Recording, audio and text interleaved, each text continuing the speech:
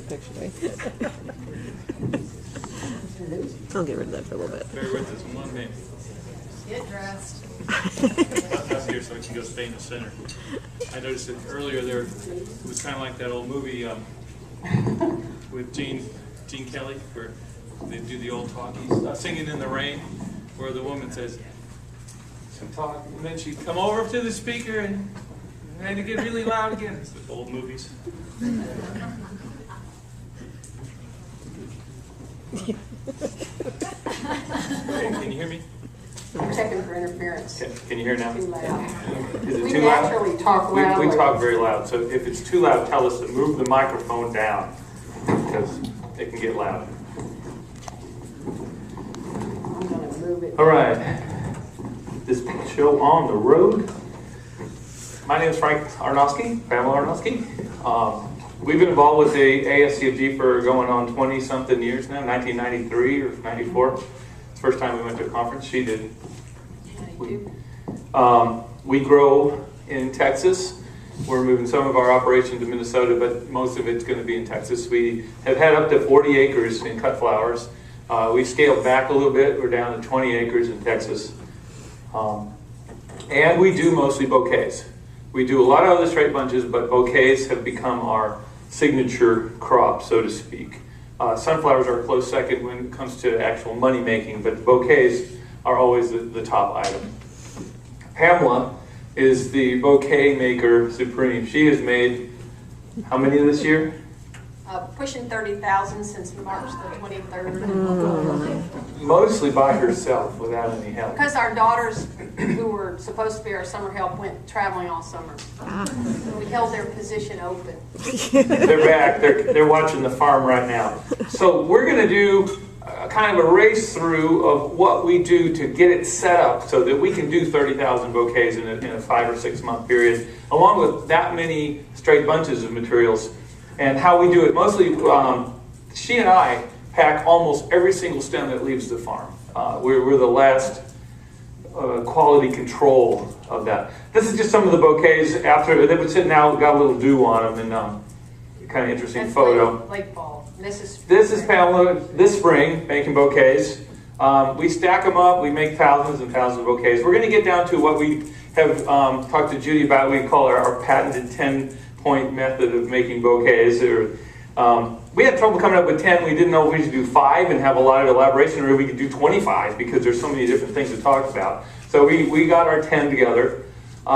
Quickly about our business, we sell most of the grocery stores, and we do some florist work. We do some on-farm sales. We do some wedding work. But grocery stores are our bread and butter. This is a display in an Austin Whole Foods store downtown of our flowers for a big event down there. I think this was a grand opening. But the grocery stores, there are 3 major grocery stores in the central Texas area. Whole Foods, HEB, and their subsidiary Central Market, which is like a Whole Foods type high-end store. And those are our main customers. We also have our farm stand, and we sell flowers there. We have a self-serve market. People come out during the week and they pick up a bouquet and they put money in the little cash box, and it works. On Saturdays, Pamela's there, and she runs the market, kind of as a Saturday morning market thing. The market puts a face on our farm because a lot of people feel a real connection with us because we sell in cities just around us, and the farm stand gives them a place to come. We do wedding work when forced to do it.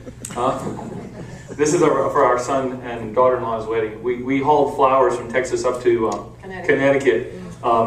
We had a scare because when we were planning for the wedding, our first child getting married, only so far, and we were told by the bride that she didn't think flowers were appropriate for a winter wedding. And, what do you mean not appropriate? For a flower farm. So we said, listen, we're going to do something. So we hauled a bunch of flowers up there, and we set up a whole routine. We'll get to that later. We do seasonal bouquets. We don't try to do them, but sometimes once in a while. Red, white, and blue, patriotic bouquets. We do an awful lot of basil and zinnia bouquets as a specialty item. It's a quick bouquet. You cut 1 plant of basil. You put 5 big center cut zinnias that are too short to put in a bunch, first cutting, and you make a bouquet. And people love them, but downy mildew has almost put us out of that business. Downy mildew has gotten really bad. It does not affect the lemon basil so much. Johnny Selected Seed has a great strain called Mrs. Burns Lemon Basil. And it seems to be resistant to downy mildew, where we used to use a lot of cinnamon basil. It's gone. But this does tend to get a dark leaf spot we haven't identified yet if it gets too moist. All right. I'm going to take over the first part, and then Pamela will kind of take over the second. As you see, bouquets are our main business. And we grow bouquets. We don't grow flowers and then make bouquets from what we have left over. We grow flowers specifically to grow bouquets because that's our business. We're a bouquet company. And everything we do, we put out in the field with the idea that it's going to go into a bouquet. So from the get-go, we're set out to do everything as uniform as possible.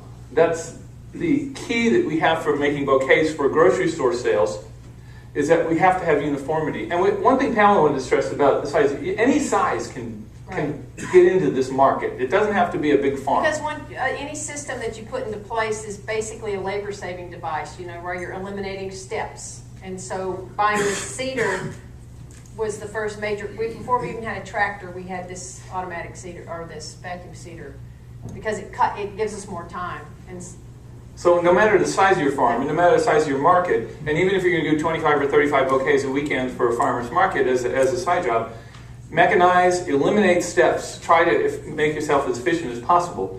And we've done that all along, and each time we make a little money, we buy something else. We started with a wheelbarrow and a rototiller, and we bought this, and we bought a tractor, and we bought a tractor-mounted tiller, and then we bought more greenhouses.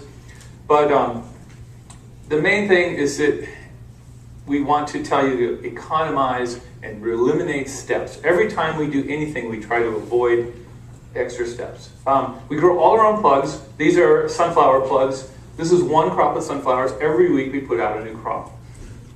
Uniformity is key. When you're doing bouquets on a mass scale or even a small scale, if you're telling to a grocery store, to be honest with you, they don't want a lot of artistically different bouquets. They want you to send them a sample, and they want your bouquets to look similar to that sample. Now, of course, it changes every week during the season, but they want to know that basically you're going to have a similar number of stems, a similar height, and a similar size in the sleeve. And uniformity in the field is where it starts. And so my job as the grower is to make sure that everything that comes into the shed for Pamela is grown to the same standards week in and week out. Successive planting, I can't emphasize this enough. I talk to a lot of people who say, well, I'd love to grow more bouquets, but I can never really make those zinnias last long enough in the field. They get a lot of diseases. Well, we don't count on that. We plant, cut, and get rid of it as quick as possible. And I know we have a long season in Texas, but even up here, coming down, we look out to the rest area, and there's a whole big display of marigolds and various other things. Pamela says, we should cut some of this and take it down to the conference and show them. It was very tempting, but here it is it's October, and they're still doing marigolds in northern Wisconsin. But we will keep picking on a bed. It's just that we're always planting the next succession of crops too. Every week we put out. Except for sunflowers, we go through and we always grow only single stem sunflowers, which is that's what. These are sunflowers. These are 2 weeks. And it was Lysianthus just before that. Marigolds, we put out 3,000 plants a week, every week, from the beginning of the year until 2 weeks after we think it's going to freeze. We'll still do it after the period where we think we'll grow them. Because what if it doesn't freeze? We get 2 more weeks of production. 2 more weeks of production for us is $60,000 or $70,000, or about $40,000 in the fall. All the plants are uniform. We use good seed. I can't stress this enough. People want to skimp sometimes on the seed. The cheapest investment in your farm is the very best seed you can buy. Because all the other things that you do are going to cost money. The planting, the harvesting, the fertilizer, the watering is all the same cost. Spend a little more, get the very best varieties. The seed will be uniform. This is a Jedi orange marigold. It's been pinched once. You can see all those stems around there are going to all come on at the same time. And then when it's ready to harvest, you go through and you harvest the whole bed. And every week you've got a brand new bed. We don't waste time going through old beds trying to glean out the old flowers. When you get to a certain critical point where it's not worth picking, we just mow it down, plow it in, and plant again. So good seed and good rotation and keep a schedule. Don't worry about trying to keep plants going too long. Hey Frank. Yes? So you can mow down your crop, like if you're ready to get done with that bed, you can mow it down and till it in and immediately plant in with all that planting? The question is, can we immediately plant? Yes. Sometimes we've planted the very same day we finished harvesting a crop. It's a different thing. It's not going to be marigolds on top of marigolds. Right. But we'll sometimes, and it's never really this extreme, but certainly within a week, we'll mow it down with a rotary mower, a shredder. I'll come in with a rotary tiller, till it in. Within a day or two, it starts breaking down. I put cottonseed meal on the bed and till it in again. And we plant with that. We have a mechanical planter that we plant everything with. But the key there is succession planting is get your beds mowed down, tilled under, and plant again as quick as you can. Can you Yes? say again how often you succession marigolds? We plant marigolds every week. A new crop. The question was how often do we plant? We plant everything every week. From the beginning of March, like I said, we have a longer season. But from the day that you start planting, you should be planting something every week. The same crops. Sunflowers, celosias, marigolds, zinnias, all through the summer. Now there are perennial crops or overwintering annuals that are a little more difficult, and we'll go through some of these. I'm going to run through quickly some of the flowers that we grow, and some of them you might not think, but you can get some successive plantings out of them, but the window gets smaller. Some of the overwintering things. Some of the overwintering things. There's a question about that. So with most of your annual crops, you pretty much just go under the bed one time to cut and then it's done? You just No, keep not No, really. the question is, with most of our annual crops, do we go in the bed one time and cut? It depends on the crop. A marigold, like those beds, we'll cut on those maybe 3 times. And then that bed's done. And we'll cut Monday, Wednesday, and the following Monday. And then it's gone. And there are enough beds by the time you're 3 weeks into it that, Monday stores get this one, Tuesday stores get that bed, and then you're cycling back around until it's not any good. And the beds do tend to overlap. And so one week's production is overlapping with the next one, which then overlaps with the next one. So we're never just cutting one set. We're cutting the remainder of this set, the brand new, the really peak stuff here and the brand new stuff here. And we're constantly leapfrogging into the new beds and leaving the old ones behind. Sunflowers, I want to make the point, when you're making bouquets and you're making them fast and efficient, branching sunflowers don't work for us. I want straight up sunflowers, I want to put them in the ground, I want to crop them in 9 weeks, and I want them out of the beds. And branching, you get long stems, short stems, thick stems, skinny stems. We use just a single stem sunflower straight up.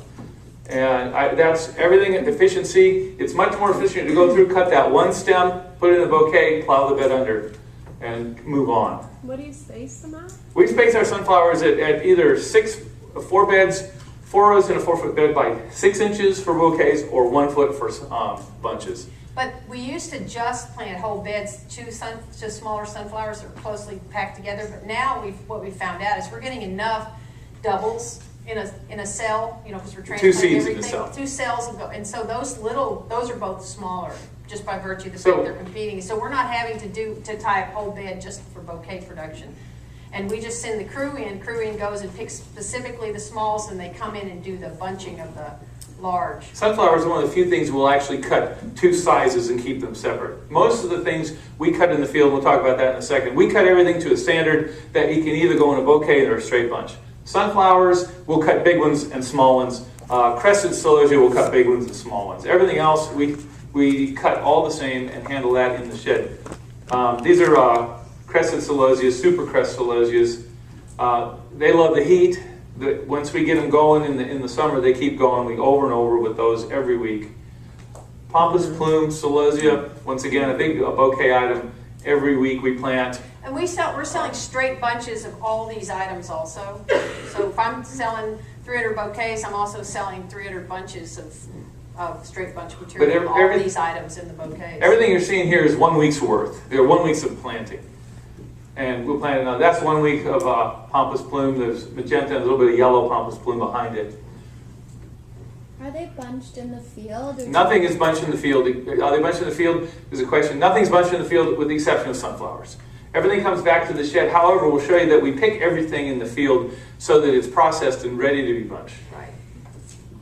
Lilies are a great crop for succession planting. You just order the lilies, have them delivered every few weeks, keep them in the cooler, plant every week, plant lilies, and every week 9 weeks later or so, you'll get lilies. And we cut the whole bed out. That's Celebrity Dazzle, or Dazzle is what we know.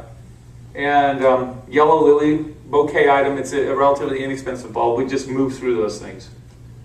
Rudbeckias is an example of what you can do for succession planting by using different species. The very first things that bloom for us are these Rudbeckia hirtas. This is called My Joy, which is an old-fashioned variety we get from Modena seed.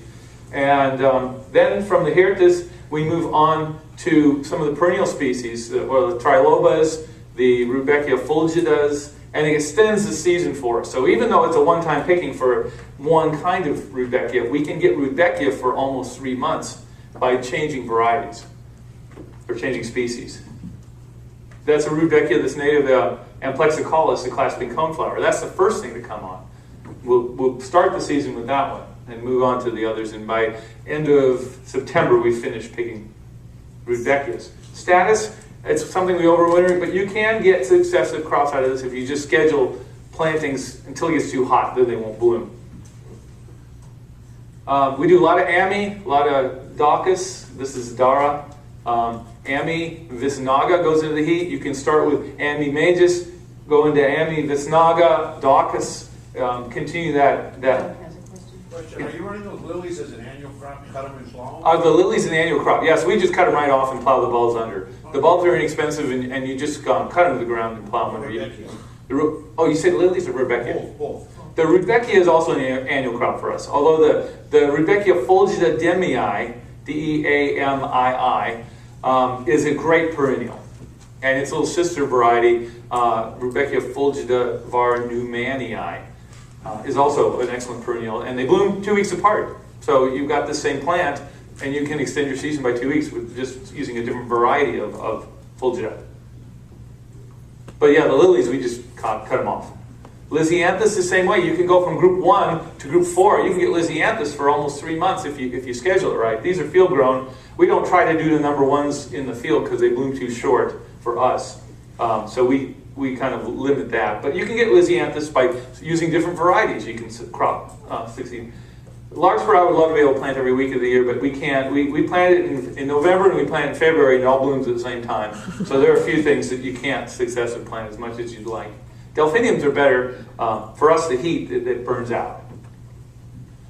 Now, the thing we really want to talk about is how to standardize your harvest so that you can bring your flowers into the shed so you can make bouquets without having to do much processing. We want people in the field to do as much processing of the flowers as we can, so that when they get to Pamela's point, she doesn't have to worry about stripping stems or grading sizes. No grading in the shed. We try to avoid grading in the shed. We want things graded in the field. So we have a crew, guys. We get a worker visas through the H2A program. These guys have worked for us for 10 years, and they're fabulous. They know the system, but you have to teach people how to standardize things. And even you have to teach yourself. I mean, you'll have to remember how you did it each time and do it the same way. And you have to reteach them every year. And reteach them, reteach us every year. And these snapdragons, I just use this as an example. You see how all those buckets are cut at exactly the same height. These guys are all cutting snaps. You'll see that they're cutting and holding them upside down, but every one of those stems from all 5 of those guys is exactly the same size and exactly the same stage of flowering, and that's what we look for. And they're stripped. You notice the stems are stripped. So when we're cutting a snap, if you don't mind me pulling that out, we cut the long snap. We strip it off, hold it in your hand like that, upside down, and we always know how much to strip off, so that when it goes to Pamela, that stem, she doesn't have to strip any more leaves off of it. Or hopefully not. Hopefully not, or if somebody gets fussed at. If it works right. Because bouquets, you can be making 60 or even more an hour, and the minute you start having to strip extra leaves, it drops down to about 45. And the minutes add up. Also, depending on what time of week this is, if it's going to have to go in the cooler over the weekend, we'll cut tighter. We'll cut much tighter. These guys are picking for something that's going to leave the next day. Right. So we tell them, okay, we want, 1 flower open or something. Anyway, every pick list, there's a specifics about all those spiky things is how open. This is an example of using good hybrid seed. These are Nurai orange marigolds. And these are being cut for Day of the Dead.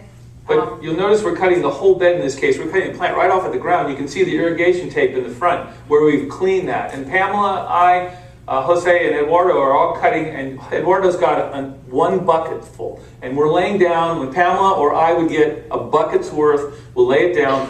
Eduardo knows, and he puts them in the bucket. And nobody has to say, is this enough? Should I put more? It's just a bucket, a bucket, a bucket, and we move them out of the field. Marigolds are always growing differently depending what time of the year it is. They're very sensitive to daylight, so they get tall in the summer and short in the fall. So you do have to change that a little bit. Yeah. So what was that variety? Nurai orange. N-E-R-A-I. N-A-R-A-I. N-E-R-A-I. N-A-R-I. And we get in trouble when we start doing this. Do you like it better than Jedi? Well, No. we're growing Jedi too. Do I like it better than Jedi? No, We don't Jedi. like any of them. See, Jedi in the summer, we don't like any of them. Ever since the old double eagle After we orange, lost the gold gold coin. coin was fabulous. It was truly the gold standard for marigolds. There's no game anymore, and it's no fun anymore with marigolds. But the Jedi is nice in spring and fall, but in the summer for us it gets really tall and real lanky and real thin, and the flowers get small. So we start doing the Nurai in the summer, but the Nurai, as the days get shorter, it starts getting shorter too, which is why we're cutting the whole plant there. And as an aside, because we do have a retail, market where people come, I sell whole buckets of that at the end of the season. We have so much for swimming in it For that Day of we the just Dead. sell bulk buckets for everybody doing Day of the Dead altars. So we're getting. So they have to drive out for like $25 a bucket, and all it took you is 5 minutes. Boom, boom. But for our self-serve market in late October, we'll just leave buckets, tables full of buckets of marigolds, $25 a piece. People come up from San Antonio, they never even see us. They just buy buckets, take them back to San Antonio for their ofrendas. And those heads that break off can go into a bushel basket with a bag in it, and then those can go for weddings and Indian weddings and all that stuff. But we don't actually go in the field and pop heads off like Joan Thorndike and his. But the key that we're showing here is that Seraphine knows that there's a feel for a full bucket of delphiniums or marigolds, and every bucket's going to come into the shed, and it's going to be the same, because Pamela's going to give them a pick list, and she's going to say, I need 6 buckets of marigolds or 8 buckets of delphinium, and she needs to know that those 8 buckets are going to make a certain amount of bouquets we have ordered. So we have to have standardization. And when they start coming in with a little bit of a loose bucket, and you put your hand in there and you got a lot of room in the bucket, we fuss at them. We say, your skin. Well, the count's gone off. The count's gone off. So and these stems are supposed to be, when each guy, because we have one guy we have one guy filling buckets, and then everybody one person picks. is picking up from everybody else. One guy carries. And so every person is responsible for making sure their stems are even when they hand it to him. You guys paying by the bucket? We pay by the hour. No, we pay by the hour. So we want all the buckets to come in looking exactly the same. And if they're not, we go out there and we say, why not? Yeah. Sorry, so with the marigolds, when you're harvesting the whole plant, you're not stripping leaves, or just In that case, we're not, because unfortunately those Nurais late, they break a lot and all those other things, and so there is a lot of processing that go on with Nurai and Gumfrina, and those are really the exceptions. Right, see, are we stripping leaves on those full plants? We don't do that. When we cut a whole plant, we strip in the shed. But we cut whole plants of Gumfrina also. That's the exception rather than the rule. Mm-hmm. If somebody comes in with a bucket that looks like this, you're out of here. He means all uneven. These are poppies, of course. They do this. But if you come in with marigolds or pompous plume or rudbeckia that look like this, boy, I'll hit the roof. Also, you get to where you walk by and you look at a bucket and you think there's something not right. And on a windy day, all the guys are trained. On a windy day, you put X amount more water than you would on a cloudy day, and all those things have to be reviewed, and they're responsible for keeping it systematic. The marigolds come into the shed and they're processed. Ones in the fronts are These are bunched, and those are. These are late season. They're kind of beat up.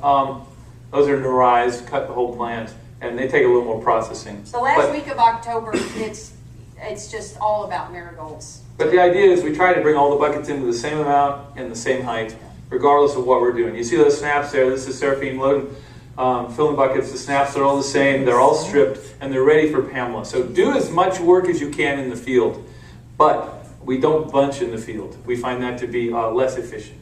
But we try to get all the stripping done. You'll see Seraphine is filling the bucket up there, but he's filling a 5-gallon bucket. The little blue jug just behind his ankle there is OVB hydrator. OVB is like a soap-like solution that helps them take up water in the summer in Texas. That's really important. Floralife makes one, HydroFlor or Quick Dip. There's two compounds. We use OVB because you can pick into it and you don't have to remove the flowers from it. You don't get tip burn like sunflowers. HydroFlor works some fine of those too, other but you things. have to remove the flowers after a certain period of After time. 20 minutes from HydroFlor. Yeah. It looked like you were bunching the snapdragons, but you weren't. We were not bunching They're snapdragons. handfuls, They were just handfuls. That was their handfuls. She asked if we were bunching those snaps in the field, but we're not. That's just, we all have the same amount of handful we kind of know to hold. As you're cutting with your Falcos, you can hold, strip. Falcos are good because you still use your fingers here, and you can do things with both hands while you're working your Falcos. Sometimes we do have to grade in the shed because these are field-grown Lysianthus that are coming in, and these are like #1 grade stems, and you can't really make that big of a stem into a bouquet. So we do grade those. And we're going to be, so what happens in that case is the other table straight bunches these Lysianthus. So And yeah, then- hopefully someone will pack those first and get the small ones out. And there will be some small ones or whatever, and those get set aside and they get put over on my table. The same with Celosias. We pick big ones.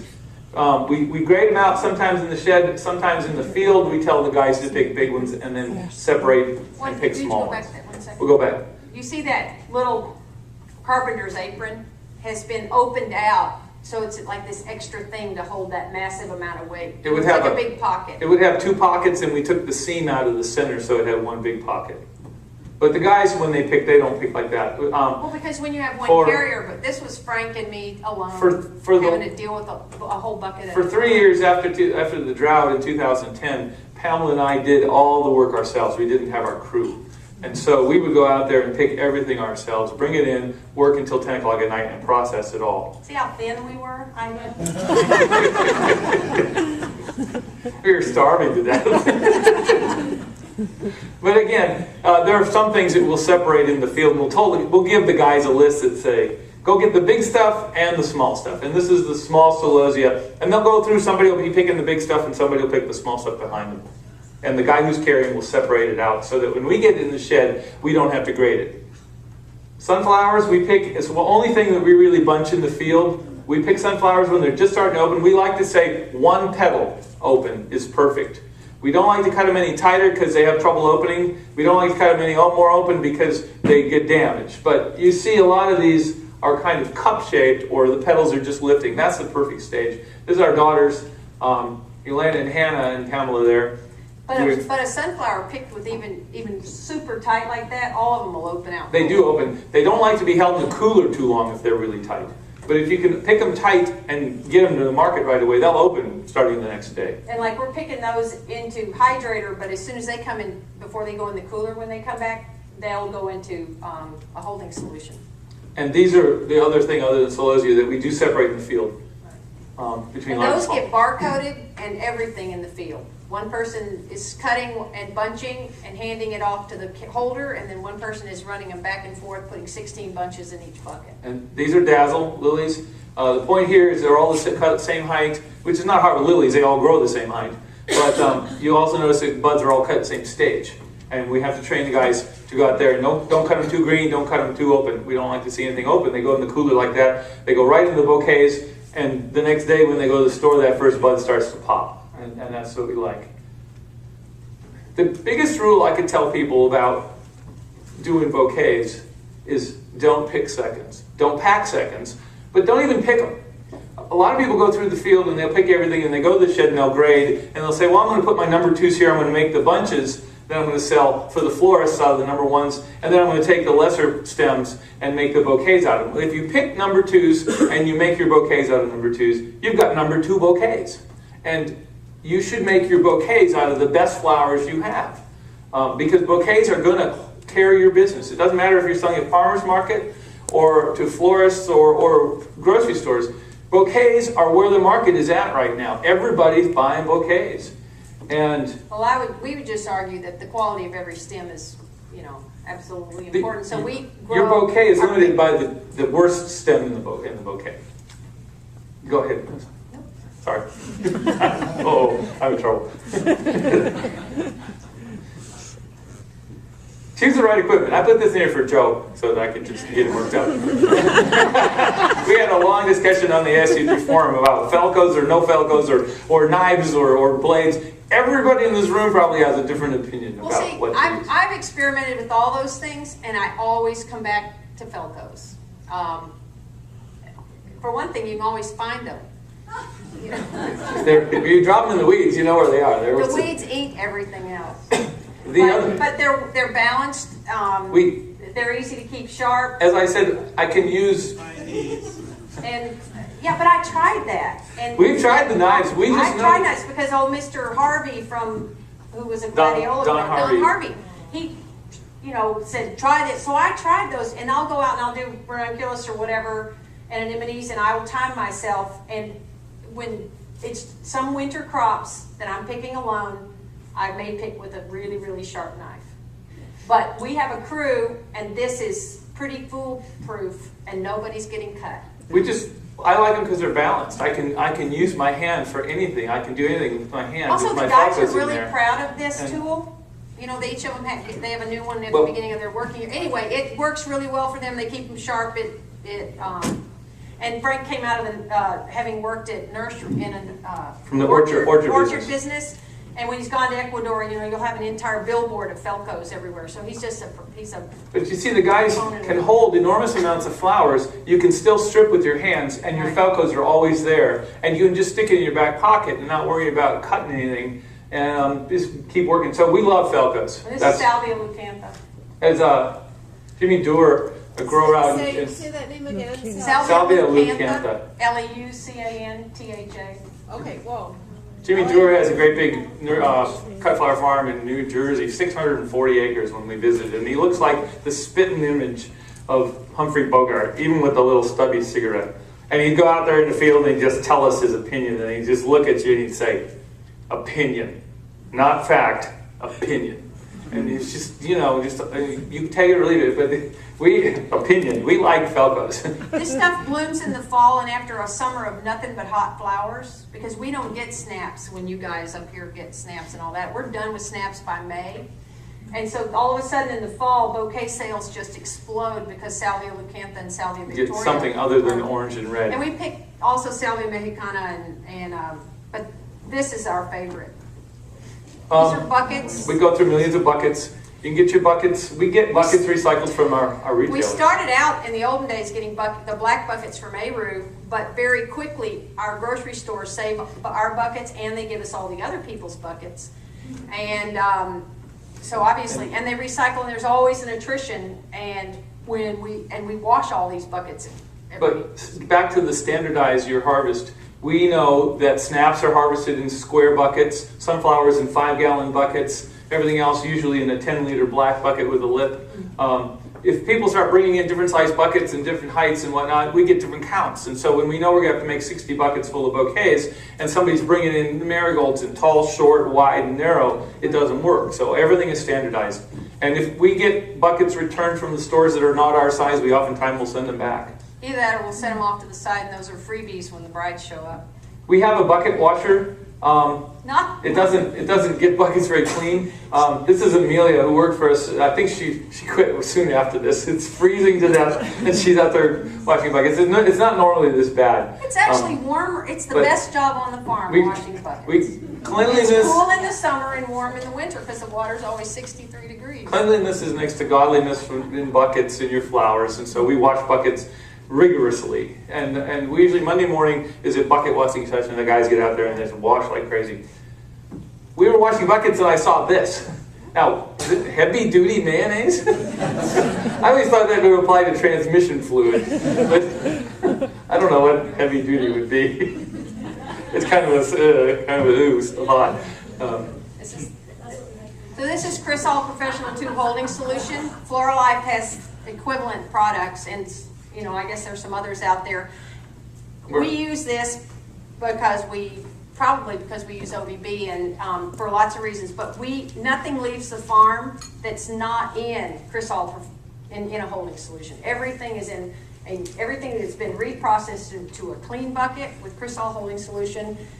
And when you're filling buckets, it's all filled to a uniform level in the bucket. You know, you don't get, we do it by clicks. You don't want to have one thing that's 16 clicks and one thing that's 14 clicks. They all have to be the same so that you're not getting mold in the sleeves and all that other stuff. The buckets are laid out in straight rows, so we can always count and fill to the same height, same number of clicks. And we make you put the buckets in straight rows if you're working for us. If they bring flowers in from the field and start putting them in a honeycomb pattern, you can't count them. If you can just see makes you 5 by crazy. 5, you know you got 25 buckets. And we're working so fast in the shed that I need to be able to glance over and see how many marigolds came in. Plus, we have to feel like we're going somewhere. You know, otherwise it's completely overwhelming.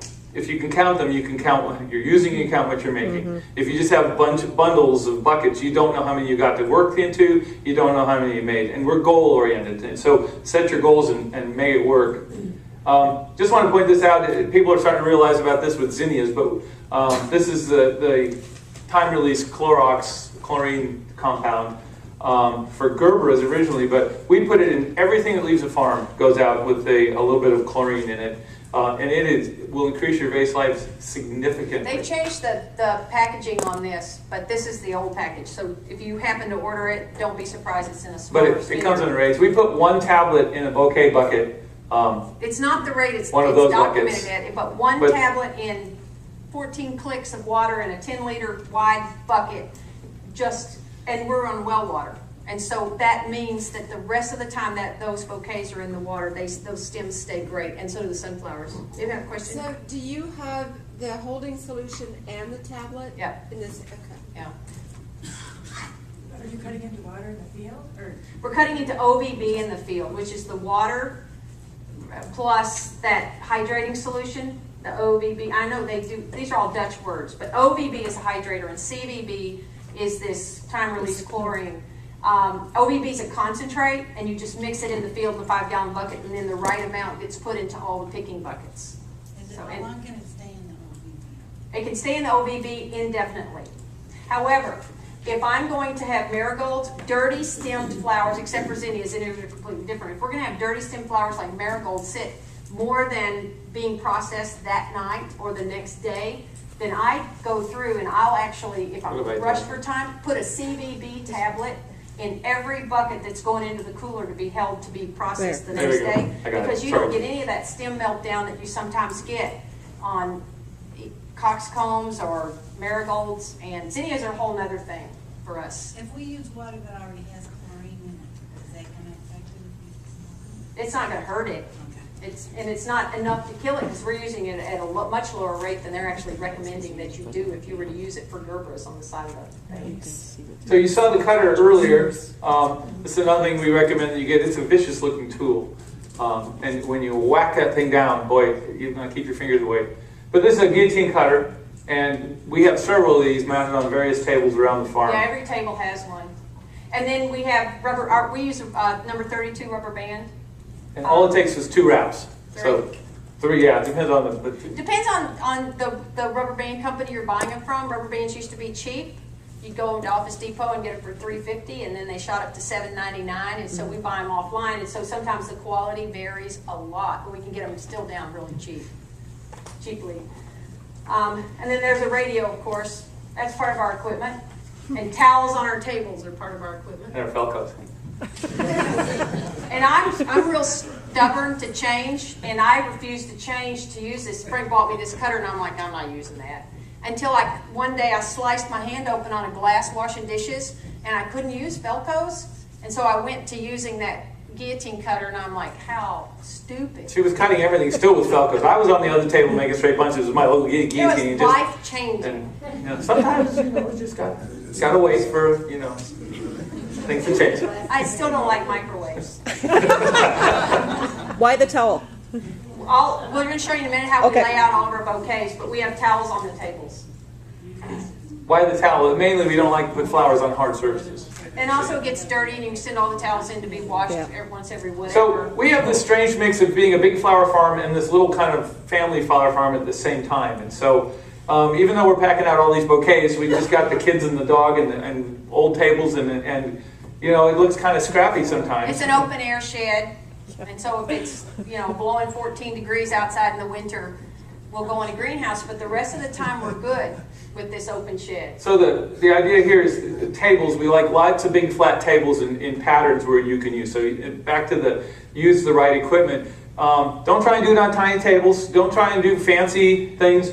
And lay them all out where you're comfortable. We don't. These tables aren't tilted because we're doing other things on these tables also. So you know, a lot of processing tables in like Bernie, Van Essedelt, they process all their peonies and it's tilted and it's really fast and efficient.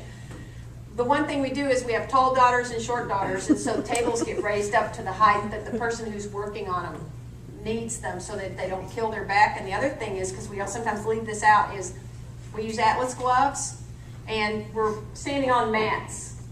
And if you are working on an uneven surface, if you're not, or you're working on concrete, but uneven surface will wreck your knees. And I tore an ACL, whatever, and you know, I'm still good after 25 years. As soon as I figured out that all that turning on an uneven surface. So what we have is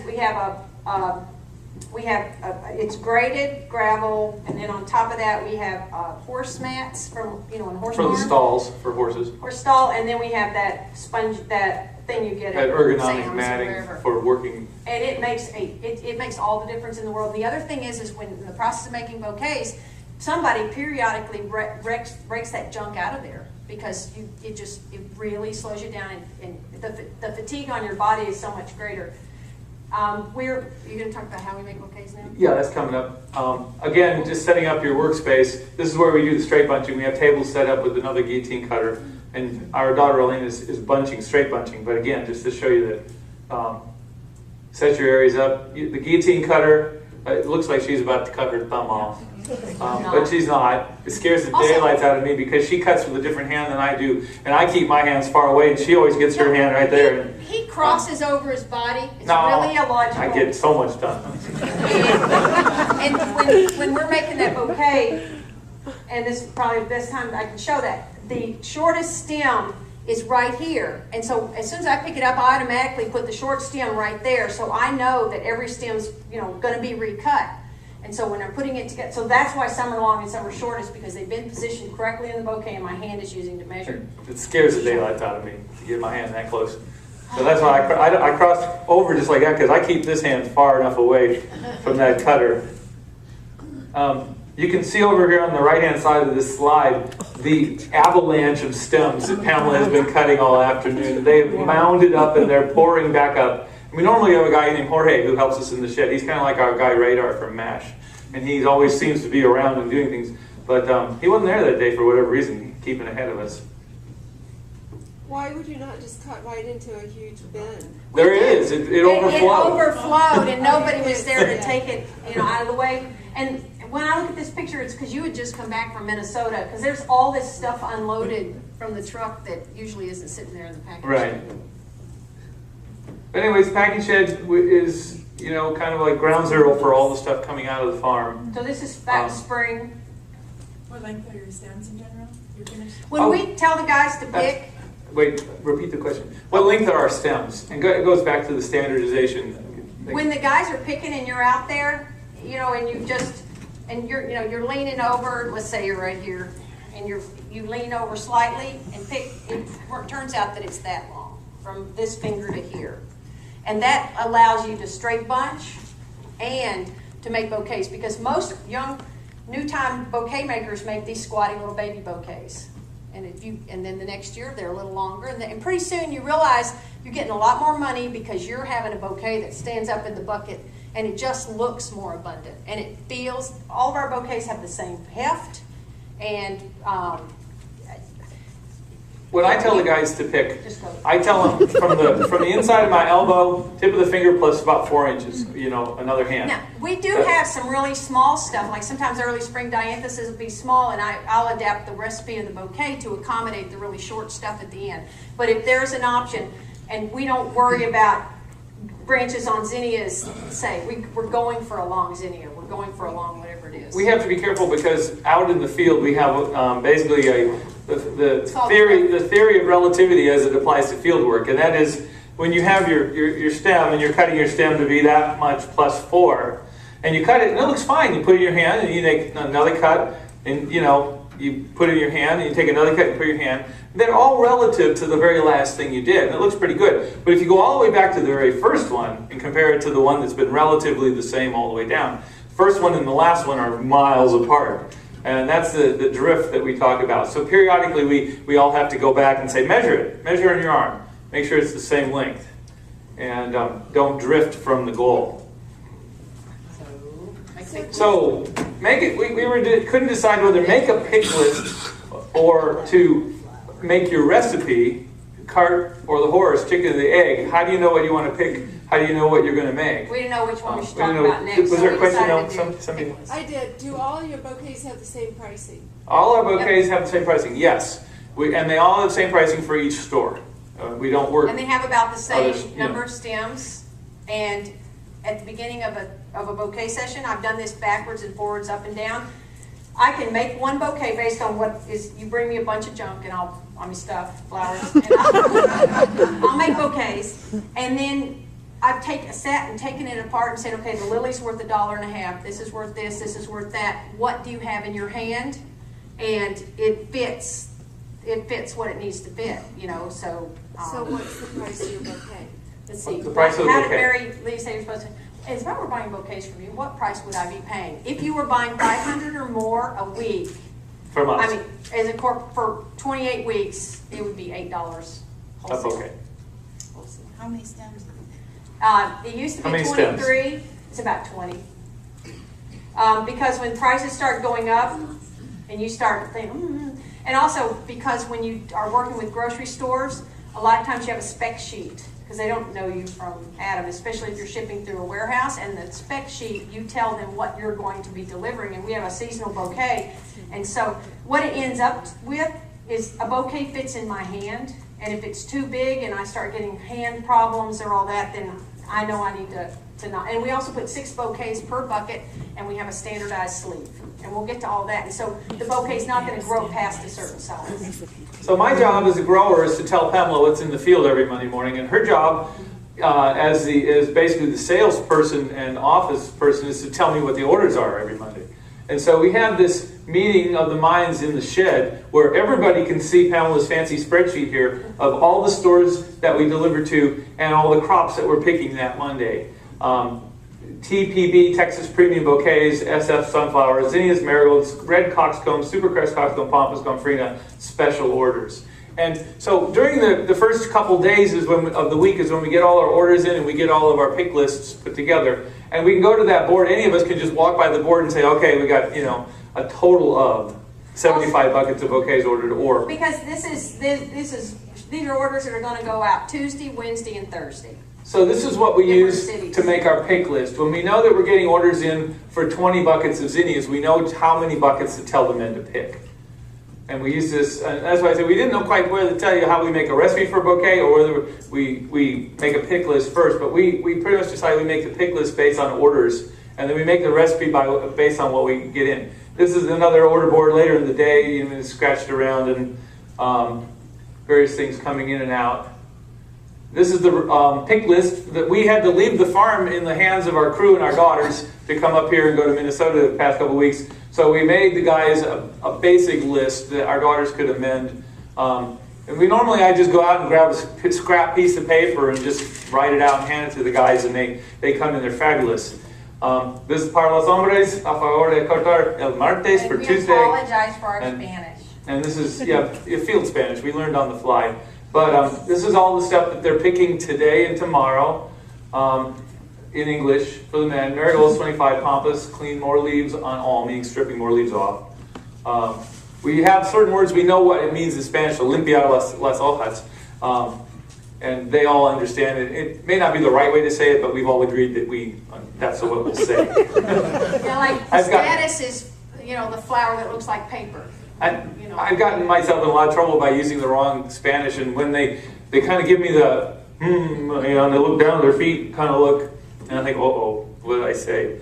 So I have to make sure I got the right thing. And so when we hand out the pick list, a lot of times there'll be a subset, and so we'll have a sub list that says I need 5 buckets of each of these things by noon so I can get started, and then you guys go back and finish the rest of it, and they know per our teaching them which things, when they picked, have to go directly into the cooler to condition, and which things can just be left out. Because remember, it's often 90 to 100 degrees when they're getting in with this stuff. In the spring, this list would be much more detailed. In the summer and fall, you're down to the basic stuff that will survive 100-degree temperatures.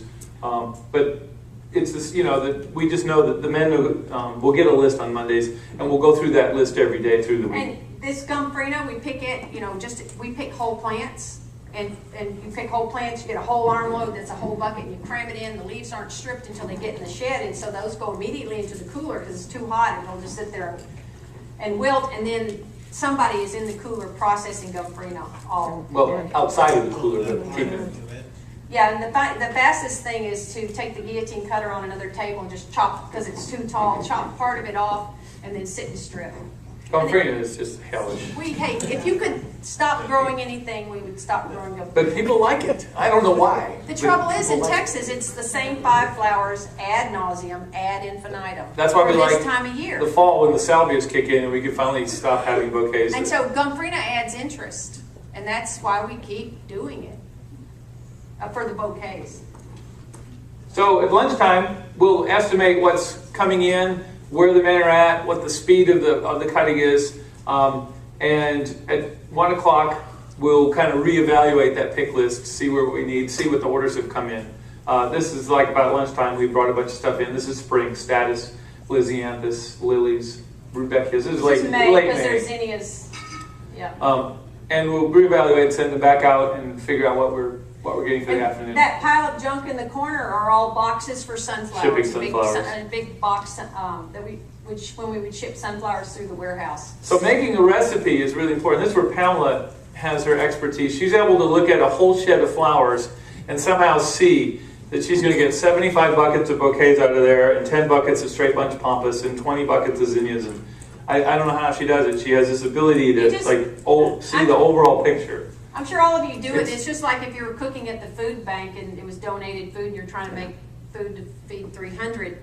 And so I found out early on, if you just look at them and go, for anything except the main center flower, if you think, okay, I'm using 3 of everything, then that bucket, each bucket will make 5 buckets of bouquets, which would be 30 bouquets. So I go 5, 10, 15, 20, you know, and I just roughly count it that way. And if there's some straight bunches also from those varieties, I add a bucket for each bucket of straight bunch. That probably doesn't make any sense. Do y'all get that? Yeah. So when I look at that and I estimate what I need here, I look at it and I go, the fastest bouquet that you can make, in my opinion, is you put and we'll show you, I think we'll show you, you lay it out on the table and you have, like, let's say you're doing a lily.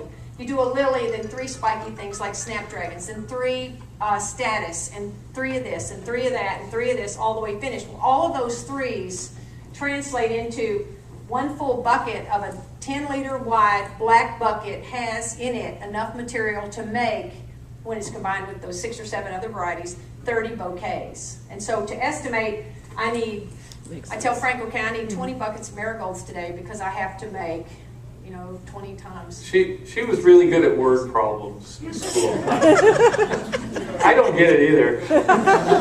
No, but it's, It makes sense. I got it. And if you are straight bunching, which we make everybody, before you get our bouquets, I want a commitment from you as a grocery store too, that you're going to be buying our straight bunch materials, because bouquets take a longer time to make.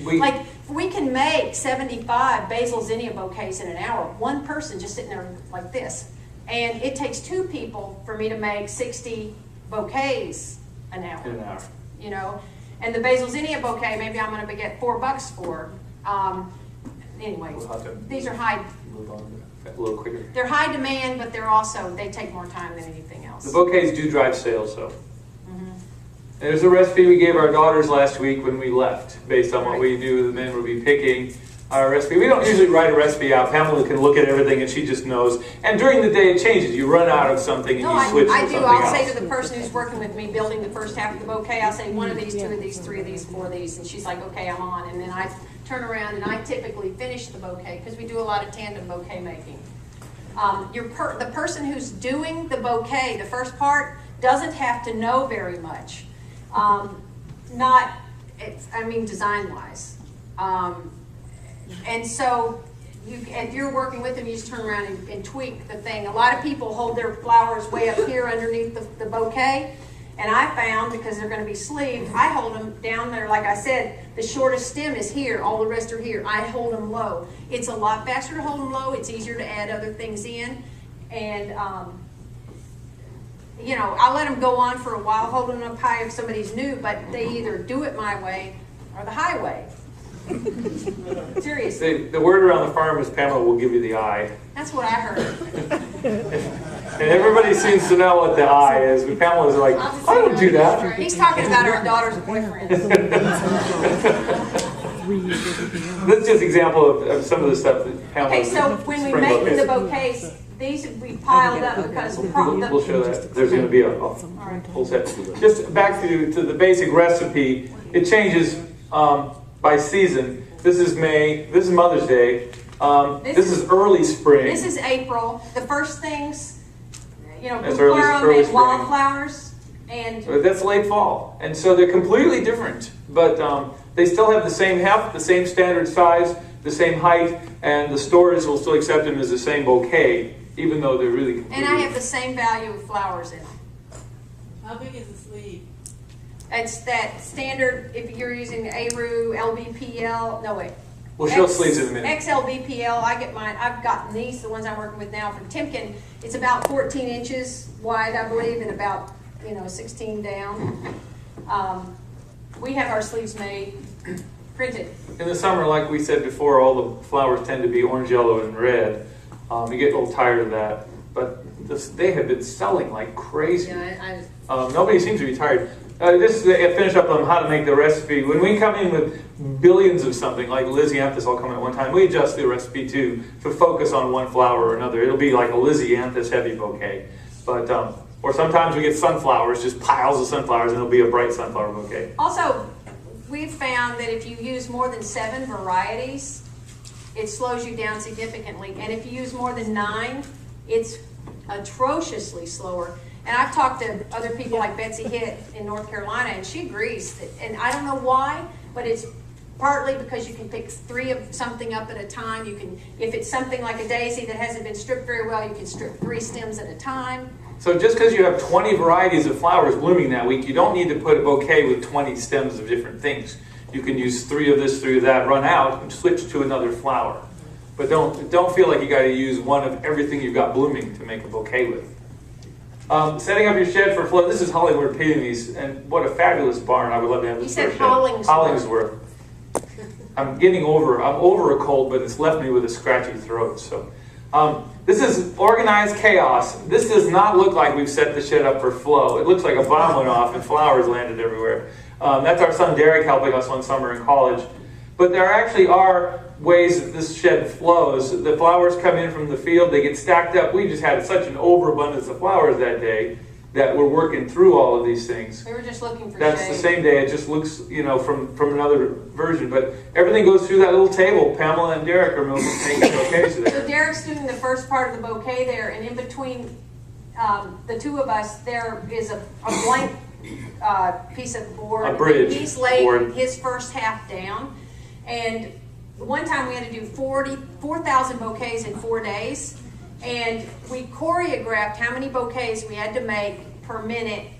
And what we do is one person stacks up, and then that person can go for a break, and the other person keeps working. And so it was seamless. It kept going. When the flowers are not out of the water, once they hit that state there, they're cut and immediately are going into water. Augustine is sleeping. Elena in pink starts the bouquet. The only thing that we keep in a bucket generally are either a lily or a sunflower, and you pull that out of the bucket as the first thing you use. You should pull handfuls out. And everything you reach up to and pull down is another second.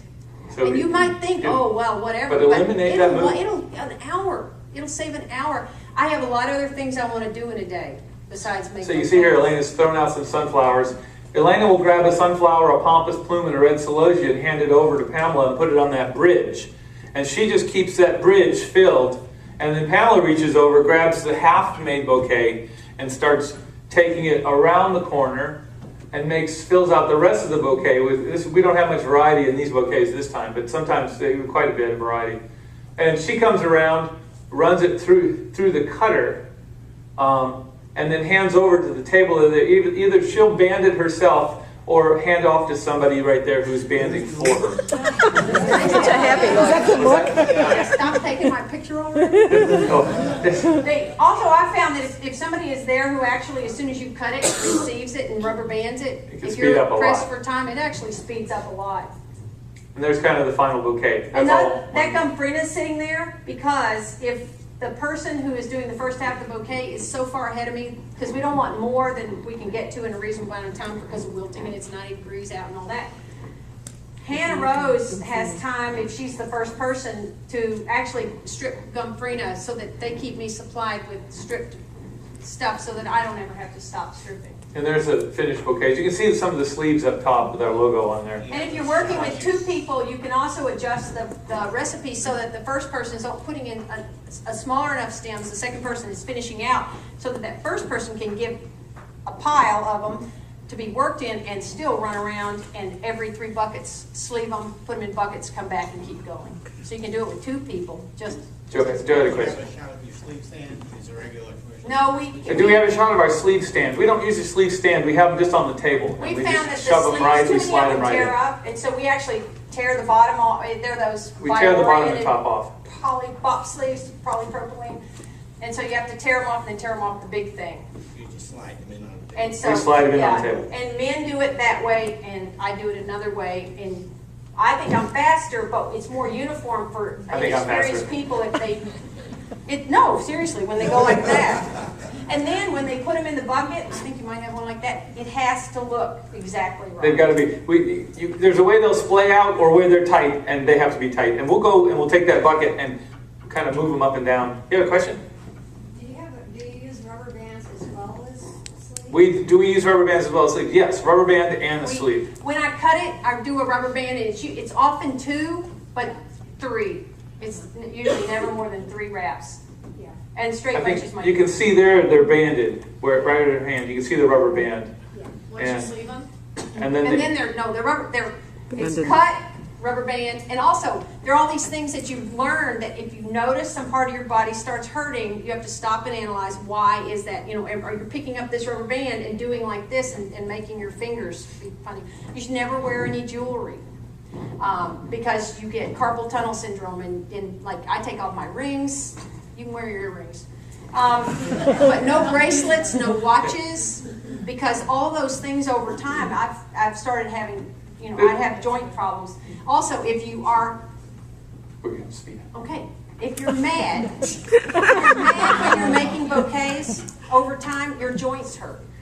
So get another job. Because I know honestly, because there were some years when I'm like, we felt really overworked, and I noticed I hurt a lot more in those years than I do whenever I'm like, oh, I can think about Minnesota. She's going to give us the eyes. we tell people, lay your flowers out. That's one of the things that really speed it up. Don't try and pull everything out of buckets. Also, we stop for lunch. Lay them down. We're strict about lunch. Lunch is at noon. A whole field crew comes in at noon. At 1 o'clock, we're ready to go back. No one gets to move that forward or backwards. Everybody on the same schedule. And everybody is drinking enough water, and we drink a lot of emergency in water, those little emergency packets, because they help They're you good for handle heat. the heat and stress. Would you describe your basil and zinnia bouquet assembly at some point? Yeah, it's right here in front of you, and you've got your bucket of basil that's not stripped. Basil's picked as, and then you cut the end off of the basil plant. It's a whole plant. And if it's too big, you can take some of those stems off. But anyway, clean it, and then go 1, 2, 3, 4, 5. Chop it again, rubber band it, and that's So it. you're chopping it twice on the ability. Once before you strip, and then once, because all of our stems are even, and it looks better, and it rides in the bucket better. The second, she wanted to know about making basil bouquets. The whole plant is cut in the field, chopped once in the guillotine cutter, then cleaned. The zinnias are put in, and they're uneven, so they're chopped to be even with the basil, and then you have instant bouquet. This is our daughter Hannah's very last of the year bouquet. It's probably the last bouquet session at all. Early spring, again, standardization. We try to put them all in groups of certain numbers so we know. You can look at a table from a distance and say it's 16. over there another 16 for 32, and then we start putting them in the cooler by 10, so we don't lose count. That little box is back there is our cooler, and this is early spring. It's going to be, it's going to be 40 that night, and so we're not putting that in the cooler, but everything else, we have shelves in the cooler, and bouquets are going in the cooler. Last spring, I went out to San Jose with the ASCG Grower Intensive in San Jose. We went over to Kitayama Brothers, and they had a bouquet session going on there. They have tables where they're making lots and lots of bouquets, but very simple bouquets. But guillotine cutters, every station had a guillotine cutter, just like we did, independently of them. They have their focal flower is a calla, that's in the bucket. Everything else is laid out on the tables. And they took the calla, they went in with all the filler, they finished with some blue iris, and they put it in a blue sleeve and wax flower, and they were just sitting there making. Now, my complaint, I saw them and I thought, holy moly, they're wasting a lot of time, because these bouquet makers were like walking all over the place, for sleeves, and they're going like this with just a little bit of stuff instead of just doing, on that table that they had, they could have done everything right there in that 4-foot area. But anyways, that's, again, they've got it down to a system. Here's just some quick slides of spring bouquets, moving into summer. Wait. And so we have the inspirational material written on the chalkboard in the back. I always It says expect miracles, but work like hell to accomplish them. And then our other family motto is never surrender, never give up. If you've seen Galaxy Quest, never surrender, never give up. And sisu up there is the Finnish word for intestinal fortitude, and we are up in the Finnish country in northern Minnesota. But Pamela spent some time in Finland, and she came back with this intestinal fortitude. You can do anything if sisu. So that's reminded all the time. Never give up. Never surrender. And when Pamela has to go off farm for once in a while, she lets me make bouquets. But you can tell it's the very end of the year, just a few things. Keep it kind of simple because he can't handle very much.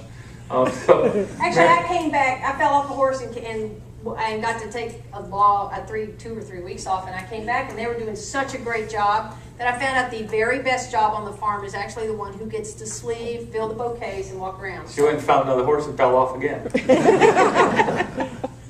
I made these. I don't think they're too bad. They're not too bad. They're beautiful. All right. What do? Sell them. You're going to have millions of these things coming in. We're going to have to move through this. Again, our order board, orders come in. We kind of collate them all and add them up, top and across, and we send out an email on Monday morning to all of our grocery store floral managers, and it's all about the relationship. And this shouldn't be underlined, but this is generally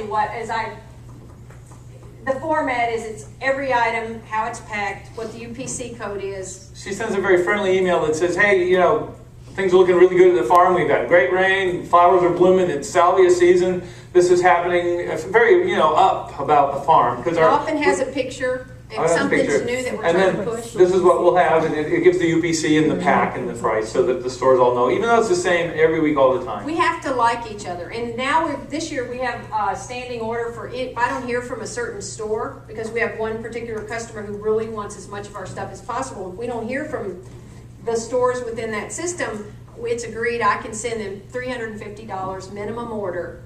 And so we just decide what they get. And we tailor it to knowing we tailor it to what we know they sell. And we pay real attention to what sells, and we visit all of our stores. It's called Inspect What You Expect. So you've got to go and check in. Question over here. The bunches, do they make their own bouquets or?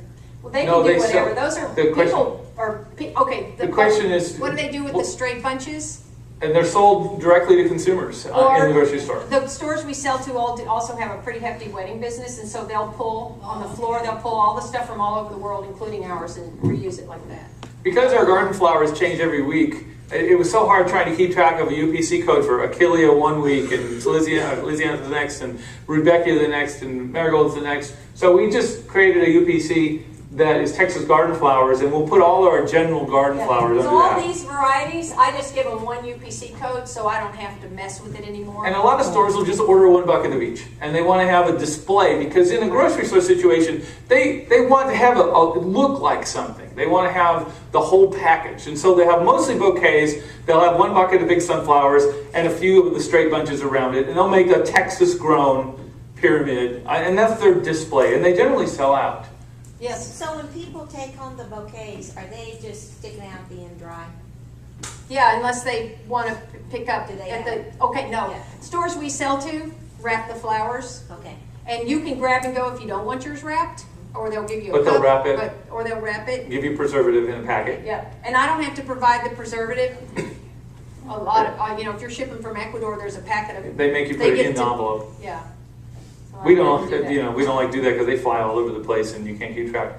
We Plus it's 25 barcode everything. We got in the UPC code long before it was expensive, so we In have our 92, own. we bought have our own number and our own codes, and we can make them. There are various ways to get your codes. This is our old sticker. Everything is labeled. We always have labeled our flowers since the Sorry. second week we made deliveries. Our new sleeve, not new, but we've used this sleeve for almost 10 years, I think. And we're from the Texas Hill Country, so it's fresh from the Texas Hill Country, and that barn is the barn on our farm. That's our market barn. And Just some more.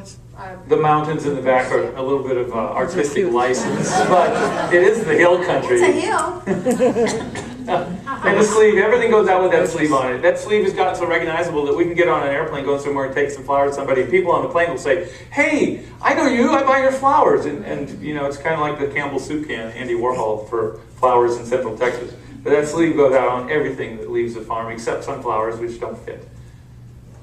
We have in the past actually boxed and crated bouquets on pallets. They go into a sleeve, and they go in the bucket, and they go into a plastic bag. The plastic bag goes up over the bucket of 6, goes into the box, and it gets palletized. We don't like doing that.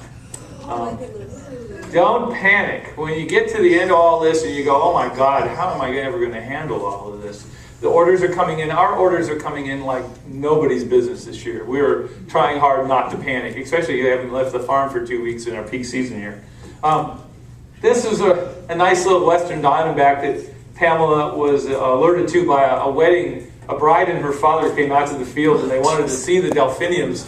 And the bride says to you, what? She had on these. It was a chilly morning, thank heavens, in May, and she had on these little sandals. And she says, "Oh, do you guys get snakes around here?" And I looked and I said, "Yes. What do you mean?" And she said, "Well, come and look." So I went over and I went, "Oh my God, it's a rattlesnake." A 5-foot rattler. Why don't we go over here? And so we went walking over here, and her dad says, "It's coming with us." And so I looked at him. This woman was marrying a guy who's Hindu. And I said, "I'm sorry, I'm going to have to do this." And I said, "I hope you don't mind." And I just picked up a T-post and I told the dad, "Keep an eye on it and tell me when it's close." And I went, bam. Of course, he was unmarried. He was divorced, and he was like starting to get stars in his eyes. And I'm like, we're not all like that. These Texas girls. He went back to Connecticut with a story. That's why we're all afraid of the eye. The main thing here on the show is that orders come in, and this is going out in the morning. We're loading trucks. Everything's moved out of the shed to count and make sure we got everything right. And even though I say you can go into any one of those buckets and pull out a bouquet and it's going to be just the same, Pamela says, "But I can tell each one of those apart." You can actually go to the grocery store later and say, you can remember making that. Because flowers, they look alike, but they don't look alike. She feels like she has something in each one of those. And we do. And you can actually kind of look at the flowers and say, "Oh, those are those zinnias that came from," well, we don't use zinnias as bouquets, but those are those celosias that came from the bed in the back part of the field. And you kind of know it. You can see them in the store. Why don't you use zinnias? Why don't we use zinnias in bouquets? They die Zinnias first. are the first thing to go down. They limit the age of the entire bouquet. One dead zinnia makes a whole bouquet look bad, and so we sell our zinnias as a straight bunch material and nothing else. We used to use them in bouquets the first few years. And so we have that litany that I know that if you're on the ASCG forum, you went through this, but we pick them into water. We don't use hydrator. It's the only thing we don't use hydrator for in the spring and summer flowers. And then as soon as they're in the shed, we change them into a bucket of holding solution, and then we process them. And even in an hour from the field water to the holding solution, in that if you lean over and smell, you can smell it's yeasty and kind of gross. And the zinnia is just such a filthy flower. And so then when it's processed, it goes into a clean bucket with the CBB tablet and holding solution. And then we just, keep them clean. We changed the water a couple times on zinnias. It's made worth a huge it. difference. It makes them last. Yeah, question. But in the basil bouquet, you're putting them in the basil bouquet. in the basil bouquet, it's basically the same process. The zinnias, you asked about what about the zinnias and the basil. The zinnias are cut in the field. They come in, they're changed into fresh holding solution, and then they're made into a basil bouquet. They go into the same solution with the Clorox. Everything that leaves the farm has that chloro. We always call it chloro, the Spanish word. Chloro tablets. And this is just an example of our flowers being used in wedding work. You can treat your wedding work the same way. 15 vases, all have to be the same. Make your recipe. We didn't actually make these. Well, they're just beautiful. We did these. They're out of our flowers. This was our son's. Those are our flowers. And But this is our son's rehearsal dinner. And that's my brother, one of my brothers. But everything the same. You can make your recipe. During the wedding, we went up there. We had boxes of flowers we'd hauled up. I sent my luggage ahead in a truck, and I went on Southwest Airlines with just giant boxes of flowers as my luggage, and shoved them under the plane and shoved them on them and everything. We got there, but again, we used our same technique. Figure out what you need, how many tables, how many vases per table, how many lilies do you have? Okay, we can put 2 stems of lilies per vase, tulips, iris. Build it. We built a bouquet in the vases just like we do at the tables. That's what they look like at the end. That's what it looked like on the table. We had a beautiful wedding. We thought it was great. Yeah. We did. It was. It was great. And these are some flowers that we did for the LBJ Ranch. You can tell. One of the Johnson granddaughters got married recently, and her wedding was flooded out. But these were in the cemetery for Mrs. Johnson and President Johnson's grave. But the whole wedding was just a wildflower wedding, and so it all had this look. All right. That's our big blue barn. We're done. We basically want to tell you that regardless of what size you are, regardless of how many bouquets you have to make or what kind of bouquet you have to make, whether grocery stores or florists or weddings or events, set up the same system. Standardize, reduce as many steps as you can, do all the work you can ahead of time, and don't panic. Another thing, we review the processes constantly. Like if I'm doing something and I thought that was fast, then I may think of something new. Like if I'm picking a million stems of Amazon dianthus, and it's not stripping very well because the bed wasn't well hydrated, we'll strip it later. We'll just cut it without taking the leaves off, cram it in the bucket, bring it into the shed. You would never know the leaves are still on because you still want it to be uniform. But if it's going to be faster to strip a whole bunch of things in the shed, we'll do that. But We got bags.